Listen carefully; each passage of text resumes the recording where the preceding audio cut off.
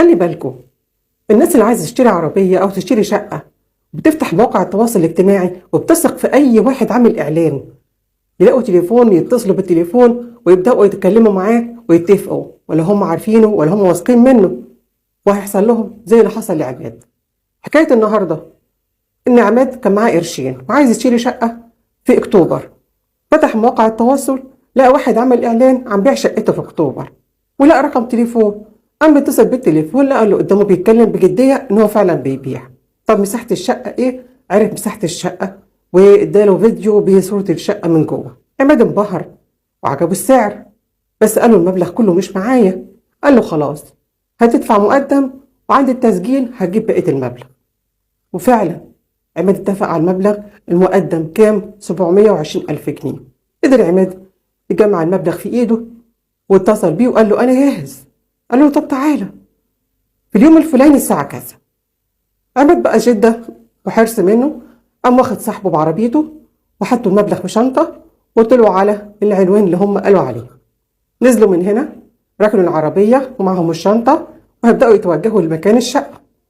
بصوا لقوا عربية ميكروباص كبست عليهم وفيها عدد من الناس شكلهم يوهم ان هم ناس تبع المباحث، وقالوا الواد ان انا ظابط في مباحث الاموال العامة. شكلهم خلاهم يصدقوا الدخلة بتاعتهم، والكبسة خلت عماد صدق هو وصاحبه، وراحوا مدخلينهم معاهم في العربية ومعاهم الشنطة. راحوا بيهم في حتة بعيدة وفي حتة خلا، أمر منهم من العربية وخد الفلوس ومشوا، ولا يعرفوا عنهم حاجة ولا يقدروا يوصل لهم.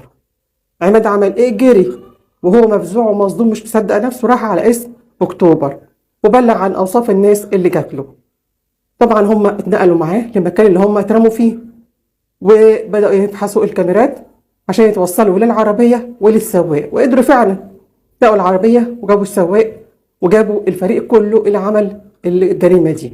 هم 8 اشخاص، منهم ناس لسه حديثه مش مسجلين، بس قدروا برضه يجيبوهم كلهم قبل ما يتصرفوا في المبلغ. مبلغ كبير. بعضهم كان بدأ يقسموا وبدأ يشتروا حاجات، بس قدرت الشرطة إنها تجيب المبلغ كله وتديه لعماد الغلبان اللي كان مستلف جزء منه عشان يرجعه لأصحابه. احنا بنقول إيه؟ عماد دخل في مكان ما يعرفوش، خد فلوس معاه عشان يقابل ناس ما يعرفهاش. يا ريت نخلي بالنا، شوف مكتب بيكون موثوق فيه، تروح تقابله، روح شوف الشقة بنفسك، بلاش الفيديو اللي بيجي لك ده، وتشوف الشخص ده مكتب بحقه حقيقي ولا ناس بتتصل اتصالات وهمية، لأن النصابين كتير والفلوس جننت الناس.